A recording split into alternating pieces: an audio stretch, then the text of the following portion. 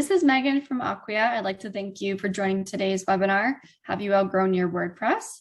We are joined by Ron Northcutt, Director of Developer Advocacy, Product Marketing at Acquia, and Maggie Schroeder, Product Marketing Manager at Acquia. We have just a few housekeeping items. If you have any audio issues, please send them in the Q&A tab and I will assist you. If you have any questions for the presenters, please submit them in the Q&A tab as well, and they will answer them at the end of this presentation. The slides and recording of the webinar will be posted to acquia.com and also sent to you via email within the next few days. And without further delay, I will pass it over to you, Maggie. Awesome. Thanks, Megan. And actually, you know what? I'm going to pass it right over to Ron. Ron is really our expert on the history of WordPress here. So Ron, over to you. Thanks so much. Yeah.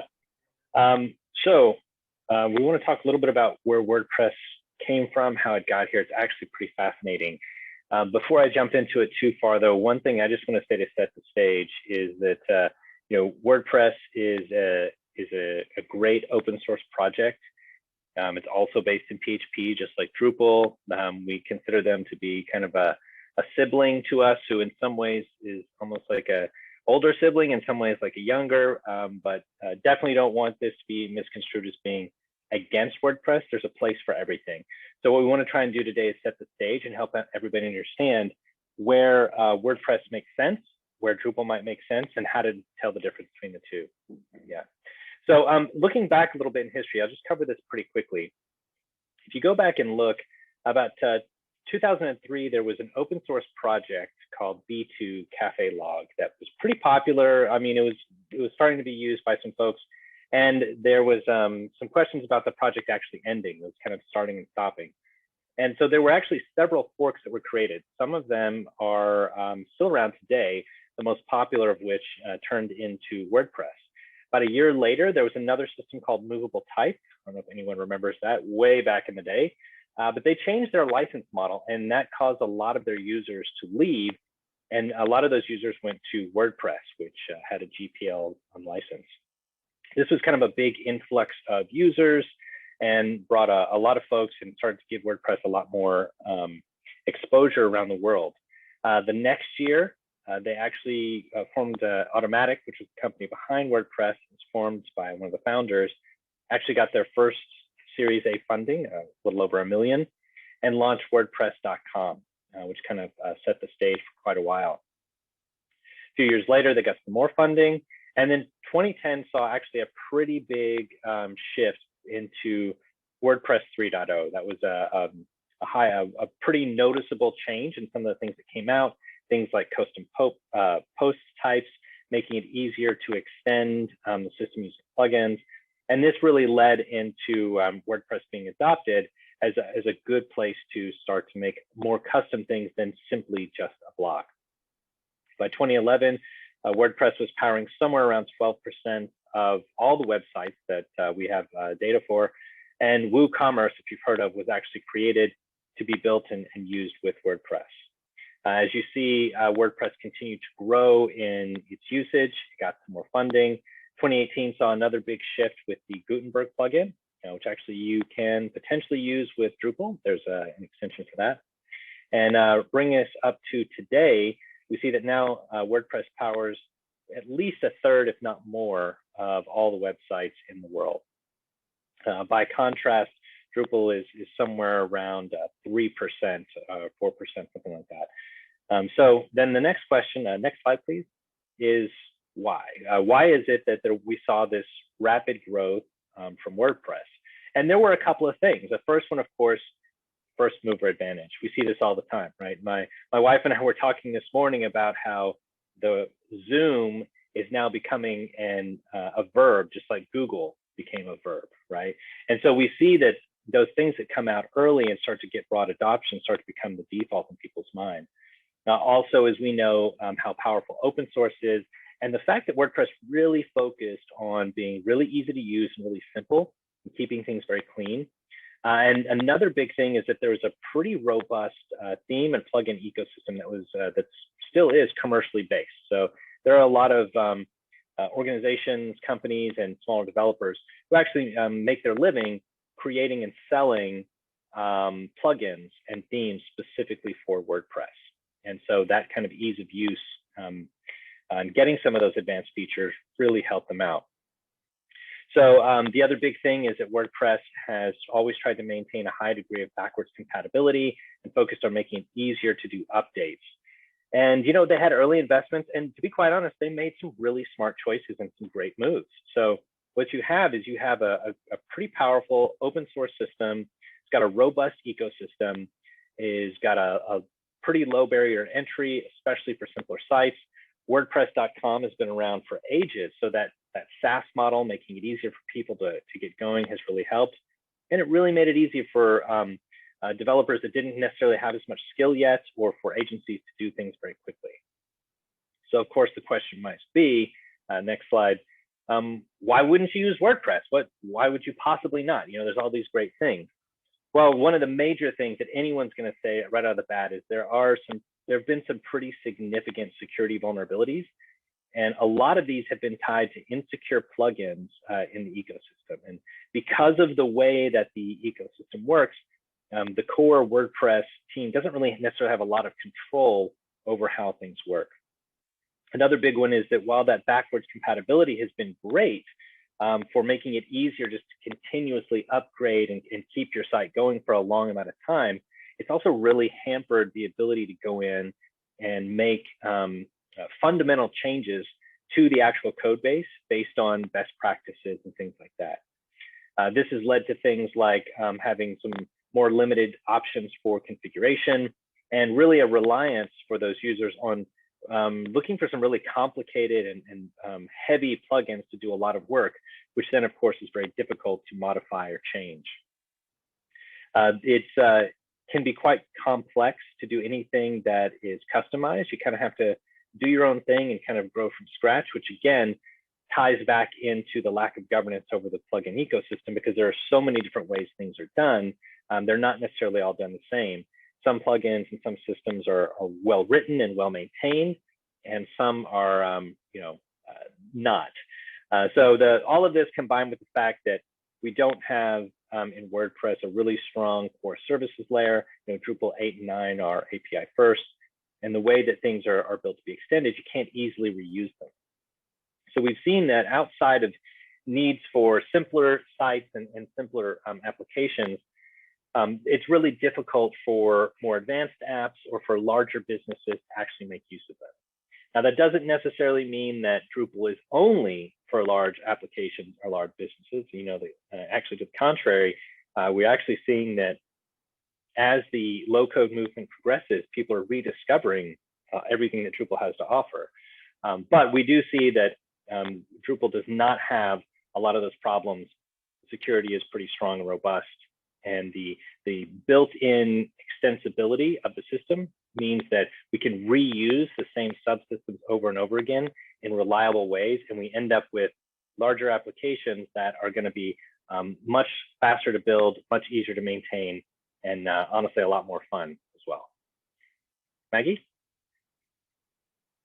Awesome. Thanks, Ron. Yeah, and I think, you know, we do want to go into, to Ron's point, right? There are a lot of places where WordPress does work well.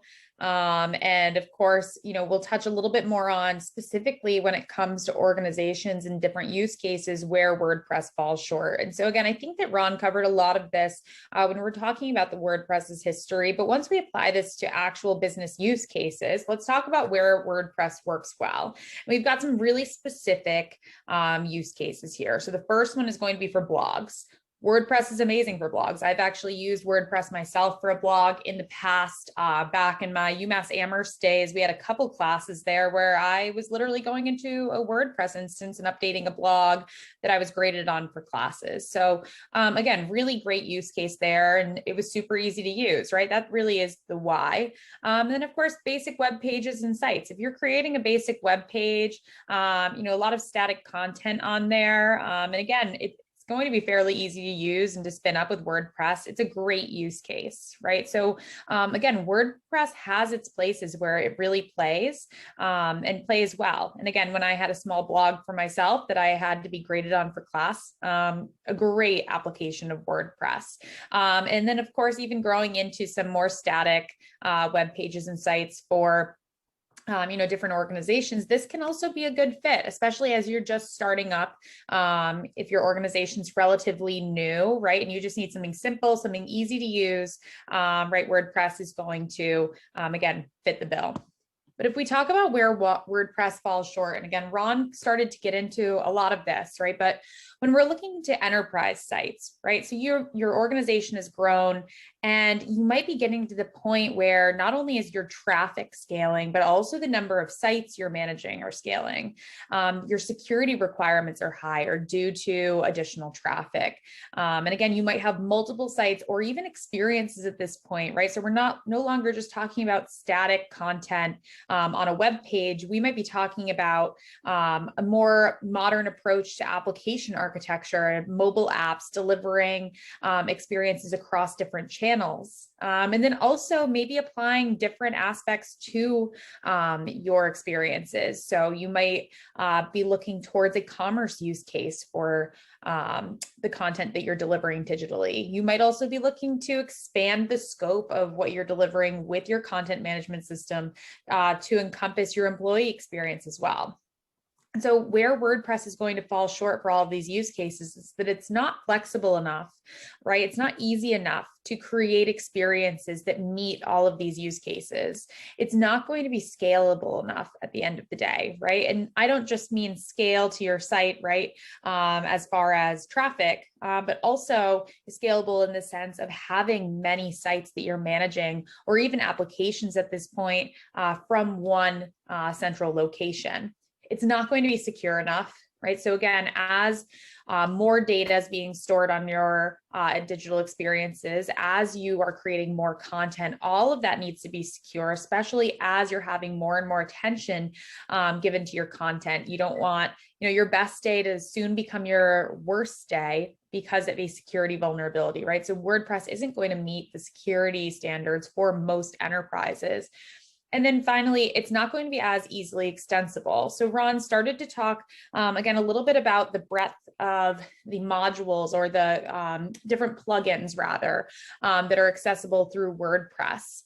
The issue with these plugins is that they're not as easy to configure as they could be, right? So it's not going to be easy to extend WordPress. And then beyond that, of course, it's not going to be easy to deliver content to more than just, again, a website, especially as you look to deliver content to all of the emerging platforms where consumers, again, are trying to consume content. So a lot of different places, but again, to acknowledge WordPress does have, its benefits. It's super easy to use, really great for blogs, and can even be great for the beginning of an enterprise website, especially when an organization is relatively small and they're just looking for something easy to use. And so there are a couple signs, right, to look for so that you know when you've outgrown WordPress. And the first one, again, is going to be talking about your security standards. Have they grown more over time? Are you starting to hear a little bit more about security, maybe from your CISO, right? Is your site getting more traffic to the point where you're starting to be a little bit more concerned about application security, or platform security, or you might even be considering different use cases that are causing you to consider different compliance standards, such as PCI compliance, or even starting to look into other standards that should be applied to your website and your digital experiences. So if your security standards are starting to evolve and become more and more complex, it might be time to reevaluate if WordPress is the best fit for you. The next sign to look for is if you're scaling fast. And I mentioned this a couple times, right? And I'm not just talking about performance as you get more traffic, but again, governance. Are there more people on your teams who are accessing the content and looking to contribute and update content? And so are you able to maintain governance of all of your digital assets at scale And then finally, of course, looking back to security as well. So as you scale, are you able to implement all of the security protocols that are set by your CISO across all of your digital assets? So again, scale is going to be a really critical factor in assessing if WordPress is still a great fit for you and your organization.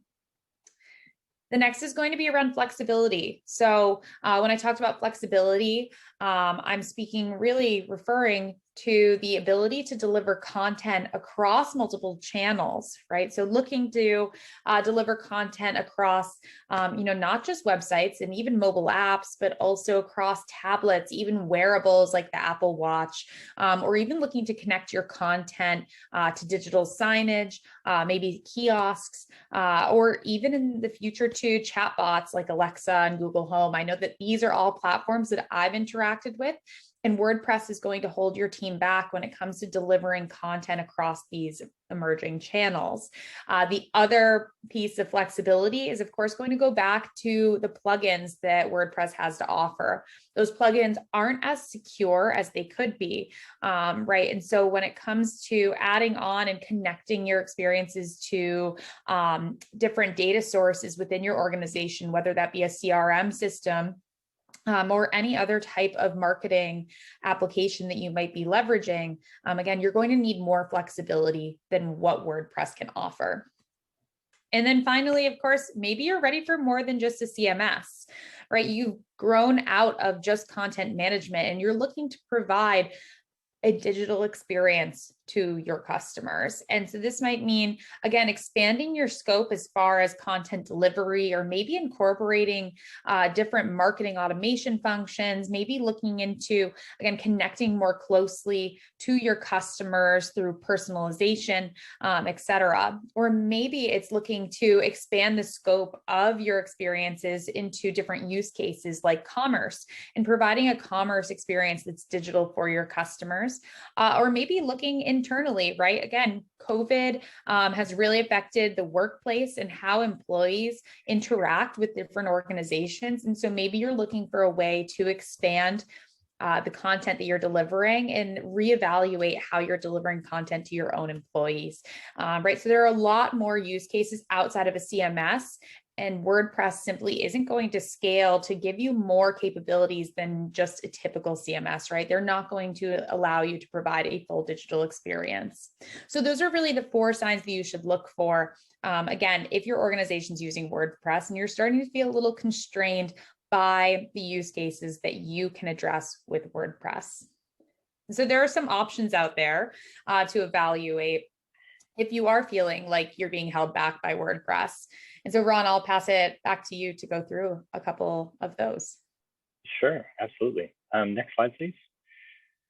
So one of the things that we see is different parts of the organization, when they're looking at something like a CMS, often have different needs. And what's happened is that the industry has often responded to one or more parts of the organization. So if you look at something like a more traditional CMS, you're really looking for something that is very kind of locked down, very secure. This would be something you might think of maybe as more a bit legacy.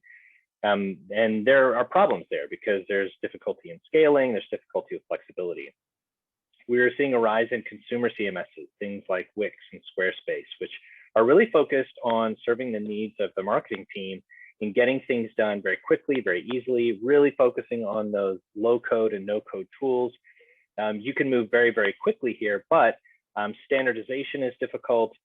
Security is often a bit questionable, especially for large organizations, and you end up with a bit more of a sprawl. Another movement that we've seen a lot of is a movement towards headless or decoupled CMSs.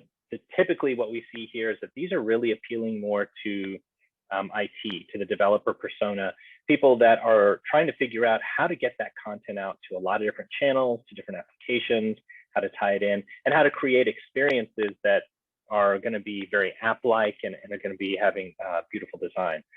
The problem here is that, again, scaling is going to be difficult out to a larger number of sites, and we're going to have problems potentially with security, as well as the fact that we're going to end up in situations where we're actually building a new monolith, as opposed to trying to really create something that's going to be workable across all of these systems. Next slide. So as we see here, and we kind of see how these tie roughly to some of these different parts of the teams, a lot of organizations will be making choices here based on where they're coming from. But if we go to the next slide, the thing that's really important is to look at this in terms of what you're trying to accomplish. If we break these up into this high code, low code, and no code, then what we see here is that this really comes down to the way that you're assembling and then deploying your content out. So for high code, that's going to be something where there's a high dependency on developers. Developers will often be part of the editorial process. They'll be creating templates. They'll be creating components in React, things like that. You'd often see this in something like a decoupled or a native app. Looking at things that have low code tools, this is where you're really going to be relying on configuration to do things without having to deploy code. This would be things like a lot of what Drupal has to offer from a configuration standpoint. From the community perspective, you have tools like Layout Builder that allow you to take blocks and assemble them on the page using a simple drag and drop interface. And then Acquia also provides a tool called Site Studio, which provides really advanced tools for creating components and really managing the entire theme layer, templates and all, from within the UI without having to deploy code. The important thing here is we're really trying to focus on decoupling content workflow and deployment from code workflow and deployment. We don't want IT to be a bottleneck here. And then finally, we talk about that no code piece, which would be simpler tools and interfaces. You're going to see more kind of standardized cookie cutter type sites that you can pump out quickly. They've got a lot of security. They're very simple and easy, and they're really great to do things fast, and especially with a larger team that may not be as technical. Next slide, please. Now, the question here is going to be, what choice do I make, right? Do I choose a high code, a low code, no code? Depends on who's trying to make the choice, but it actually comes down to a simple question. And if you'll hit that button one more time for me, Maggie, who owns the experience? So I'm going to use a quick and simple example here from the way that we do things to Acquia.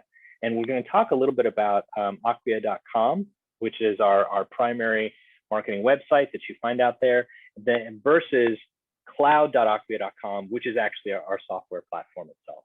So if you go to the next slide, if the application, if the experience that you're trying to create is primarily driven by content, if it's something that's probably going to be owned by marketing, then you're most likely looking at a low code or a no code option. This is where you're going to need a lot of speed and velocity. You're going to have to be able to react quickly. You're going to need to have larger numbers of people across the organization that need to be able to create content, take it through a workflow, schedule it for publication without ever having to deploy code. Remember, we want to decouple the content and the experience building from the code experience building. In this case, the low code or no code tools are what are going to allow the marketing team and the non-developer, whether they're technical or not, to be able to create these things and assemble the pieces together to get what they want and realize their vision very, very quickly at the push of a button, really. Now, you still have a huge need for IT developer, for the community, and all of those powerful tools. But here, what that focus is on building this kind of composable platform that you're standing on top of. Whether those are custom web components or you're taking things from the community and pulling them in and turning them on and configuring them, that's how those two sides work together. And this allows both of those teams to move in parallel so that they can do things much faster and not get in anybody's way. Next slide, please. Now, of course, this is not always going to be what you want. And what you're sometimes going to need is something that is actually code driven. So again, the example here would be cloud.acquia.com. In this case, the experience that the user actually has is directly tied to code deployments, and we want to maintain that level of coupling. Because what we're really looking for here is stability. We've got a services-based architecture, and we have to make sure that the application continues to work, and there's a lot of advanced functionality under the hood. So if I put a button on the page, I need to make sure that everything that needs to happen to make sure that that button works is also packaged and tested and put out together. It's not just going to be a visual element or even a link to a form or to another page. It's actually going to be doing things in the background like implementing actions. It's going to be calling external APIs. It's going to be retrieving information and doing things. So we need to make sure that those things are tied together. Generally speaking, when you have something like this, you're going to be looking at a component-based framework that's probably going to be JavaScript for a decoupled app, although it might also be a native application or something like that. And this is where we're really looking at using the API. And so in this case, in the CMS that you're using needs to have a strong services layer so that it can serve that content out and make sure that we're going to be able to use it inside the application. Next slide, please. Okay, so we've talked a little bit about the different modes of assembly and how different parts of the organization might have different preferences because they have different needs that they're trying to get met. We've also talked about how do you make that choice, right? And who owns the experience? Is it content driven or is it code driven? So at this point, you might know what you're trying to do and you might even know what approach you want to take. But now we have the question, why would you choose Drupal for this? Drupal is a great tool for a lot of things, but it's actually a leading solution.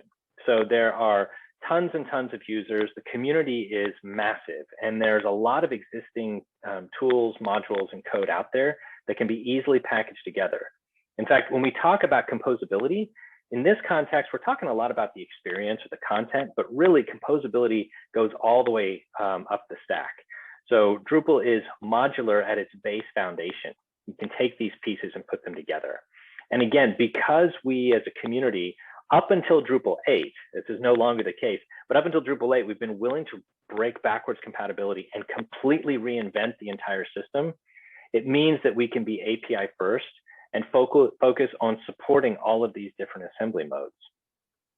Also, Drupal is got probably one of the best caching systems available. It's incredibly powerful, and we've seen how this has been scalable out over a number of different types of applications.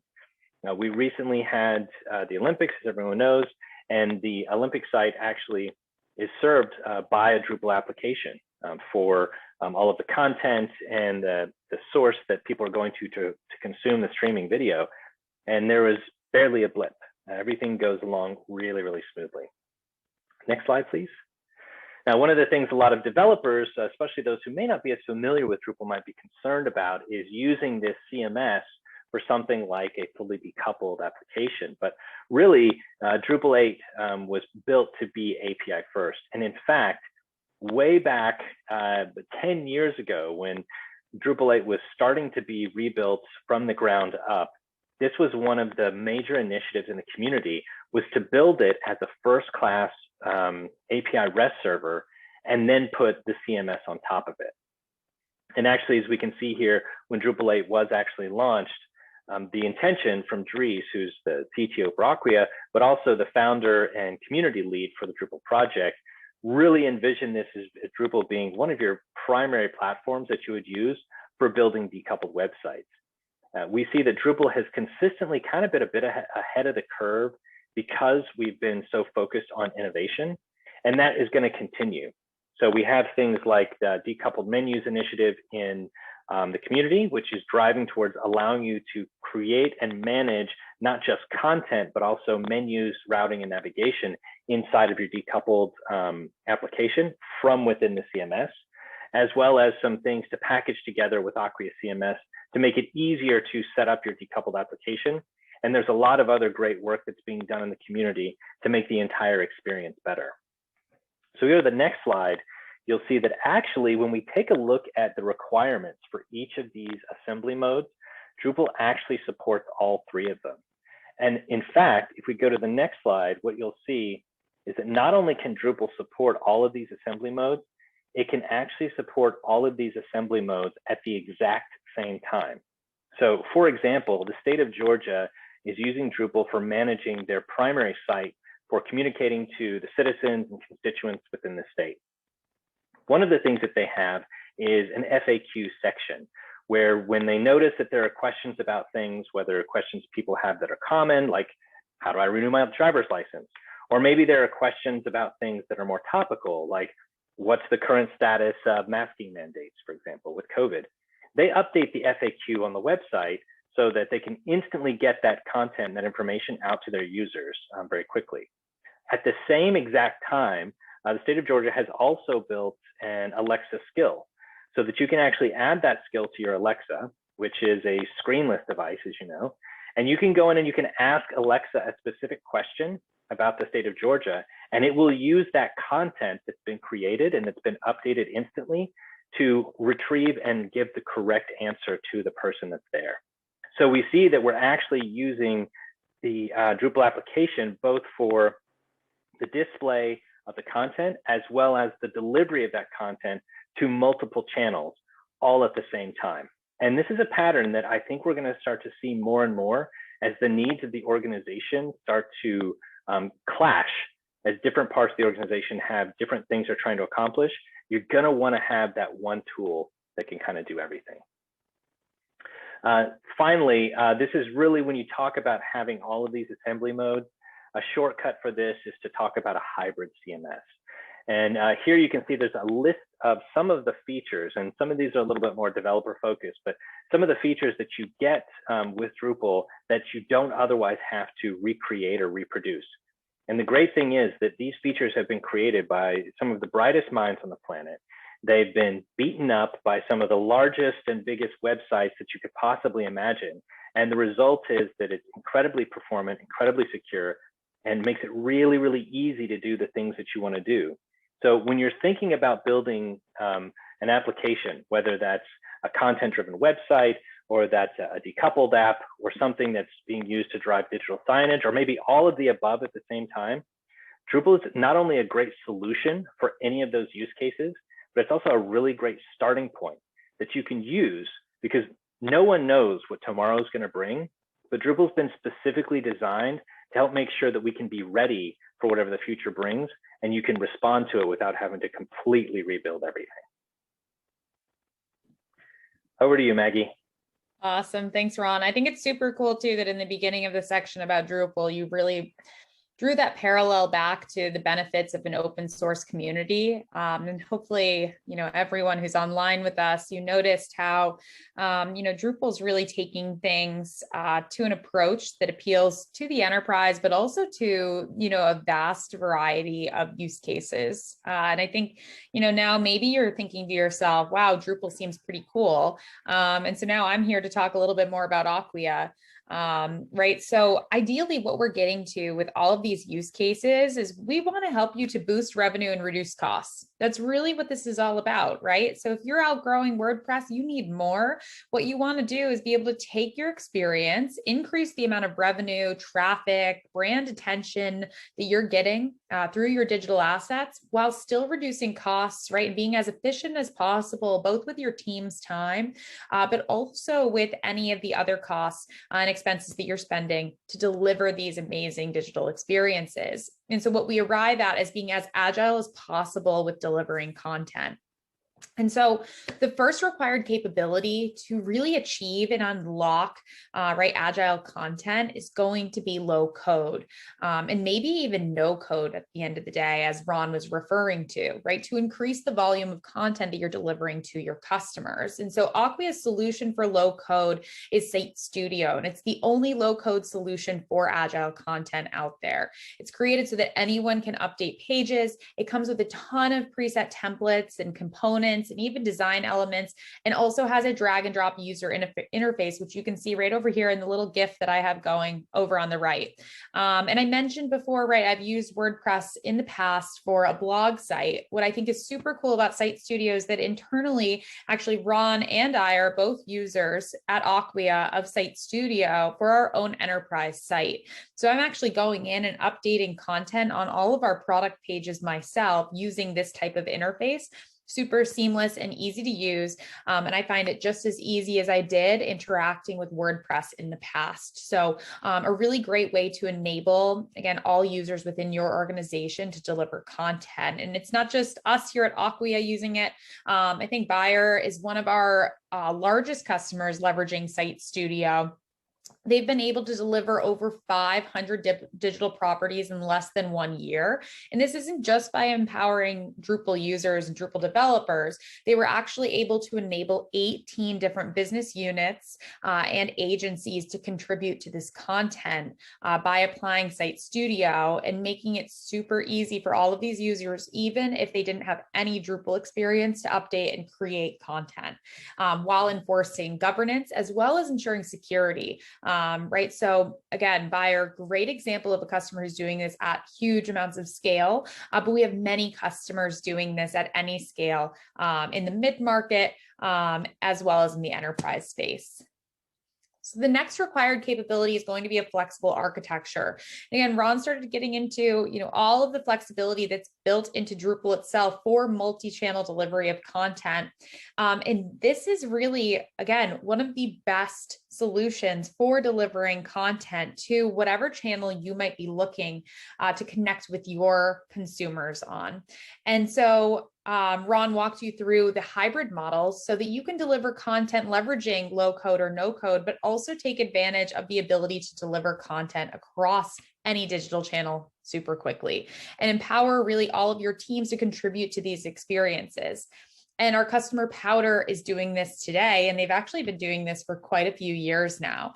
And so again, they have 18 different digital properties. And what they're able to do is create content and distribute that across different channels, whether it be the web, their mobile apps, or even conversational interfaces to, again, connect with their users on whatever channel they choose to interact with Powder on. And they do this all from a single system so that their team is going into this single system and both deploying new content, but also updating content as they see fit. So again, with the ski season coming up, I'm sure right now they're actively going in and making updates, and they've made it super easy using Acquia as well as Drupal. And I talked a lot about scale, right? So scaling your content is critical. And I think we talked about Buyer and all of their digital assets, right? But when it comes to scale, it's also critical to enforce governance across all of your digital assets. And the best way to do this, right, is to have a central platform. I know that for myself, just organizing anything, I like to have all things in one place organized, right? I might make little separate, it's actually something funny that I do. I make separate grocery lists on sticky notes and I end up putting them everywhere, right? But before I go to the store, I consolidate all of those into one central view. And that's exactly what Site Factory does for all of your digital assets. It enables you to manage them all from one centralized user interface and also apply the right roles and permissions to everyone who's accessing these sites, right? So if I have my own blog site and I don't want Ron updating it, I can do that from Site Factory. I can make sure that Ron doesn't have access and vice versa, right? And even give different layers of permissions as well to what I can access on each individual site or application that's managed through Site Factory. So again, Site Factory is a really great option, especially as you start to scale and expand the number of digital assets that you and your team are managing. And another great enterprise story here is Danone, right? They have a ton of different digital experiences that they're providing, and they leverage Site Factory at the center and the heart of that.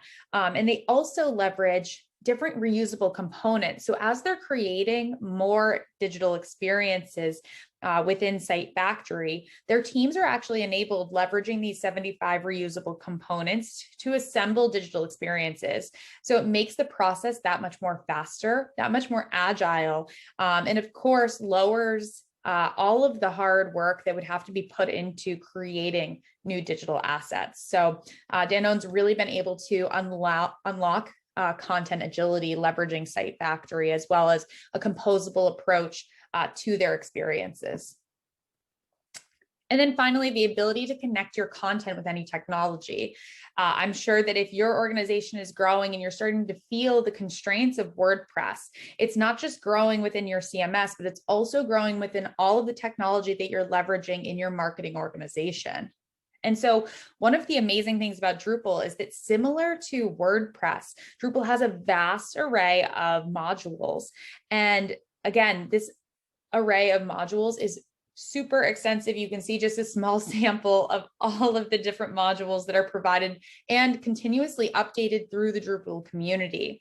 Right, so you can see connections to different email platforms, like our own, it's Campaign Factory, but also the open source version Mautic, different CRM systems like Salesforce, which I know that here at Acquia, we connect to Salesforce, to commerce like Kibo and Elastic Path, and even emerging channels like chatbot APIs, which you heard Ron mention that Georgia.gov does today through Amazon Alexa. So a lot of opportunity to expand and connect to different marketing technology, whether you're leveraging that today or you might be evaluating how to best take advantage of that in the future. And again, to go back and just emphasize Ron's point about Georgia, the state of Georgia, right? They're able to extend all of their content and really generate more engagement with their content by connecting through Amazon Alexa. And in the process of doing all of this, they were able to save 5 million. So really coming down to it, they're really embracing content agility and helping to their organization and the state of Georgia to really reduce costs and be as efficient as possible while boosting revenue. And of course, attention from all of their users by connecting with them on the platforms where they're engaging with the most.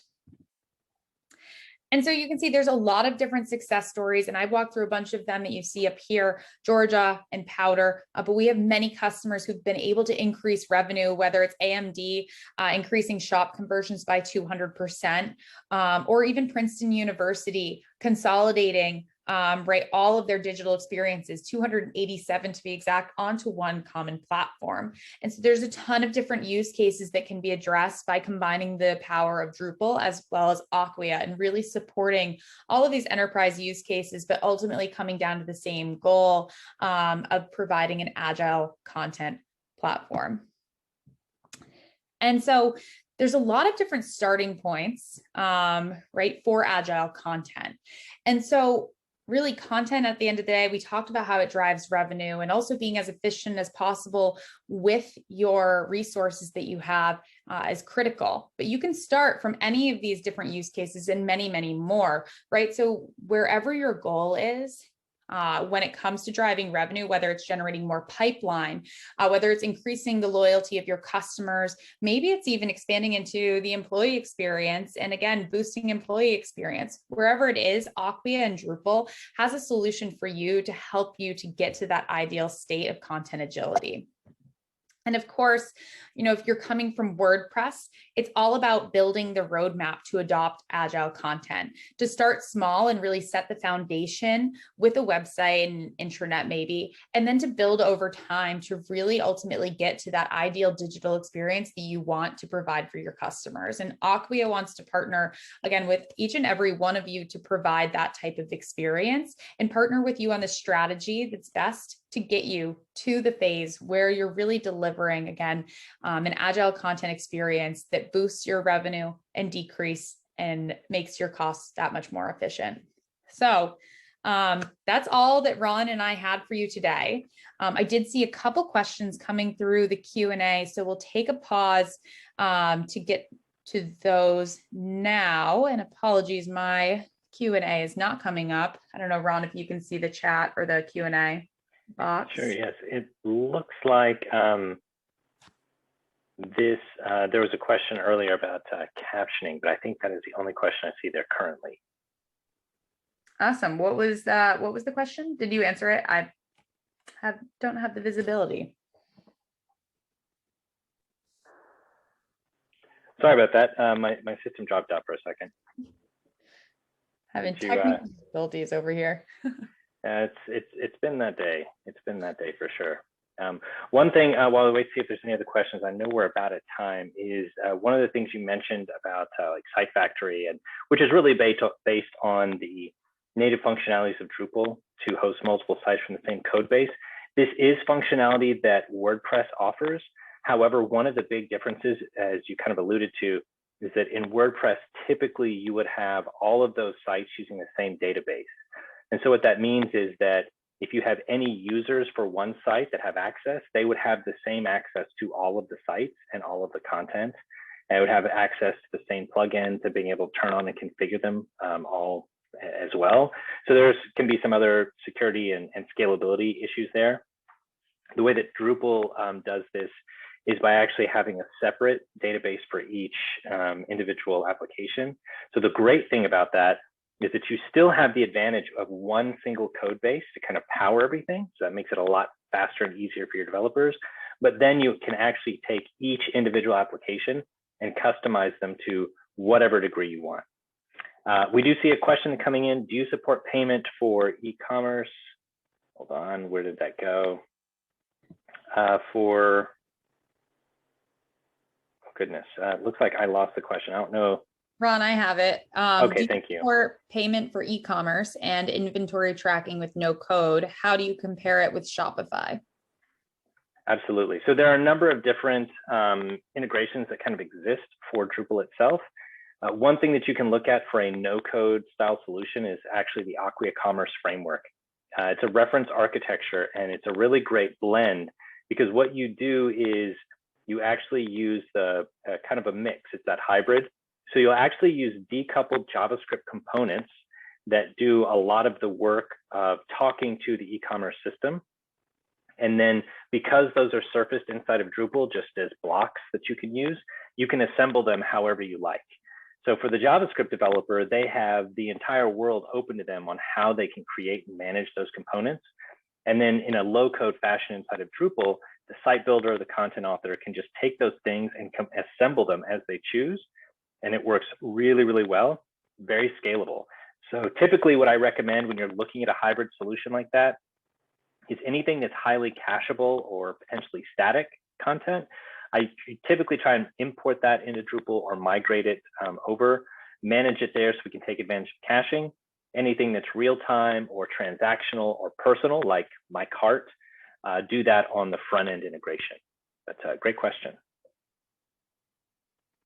We have other questions there? Oh, there's one. It just, do you have an example of a customer website for e-commerce? Sure. We've got quite a few. One of the ones that pops right off the top of my head is Corel, actually. Corel is actually very interesting because not only are they using this hybrid approach, they're also using the multi-site approach as well. So they've actually got, I think it's 5 or 6 different brand sites. Each of those sites is run off the same code base. Each one uses the same decoupled components, talking to, I think it's Salesforce Commerce Cloud in the background, but then they're put together. So they're put together and all of the sites, you can go to Corel.com. You can see there's a lot of similarity there, and they're using the same components over and over again. The great thing is that while they're looking for they are looking for that standardization, that similar look and feel across all the sites. They don't have to do that. Each one of those sites could be completely unique in the way that they look, the way that they work, even though they're using the same code base, even though they're using those same decoupled components. So that flexibility doesn't leave, but you still have that governance if you need it. Awesome. Awesome. Thanks, Ron, for fielding those questions. And thank you, Jay, for participating. And so I think that's all the questions that we had. And thank you all again. If there were any questions that Ron or I might have missed because of technical difficulties, I'm sure that our webinar team will get those over to us, and we'll make sure to follow up with you, right after the webinar. So again, thank you everyone for joining, and we appreciate your time. Ron, any closing thoughts? No, I think you just said it. Thanks, everybody.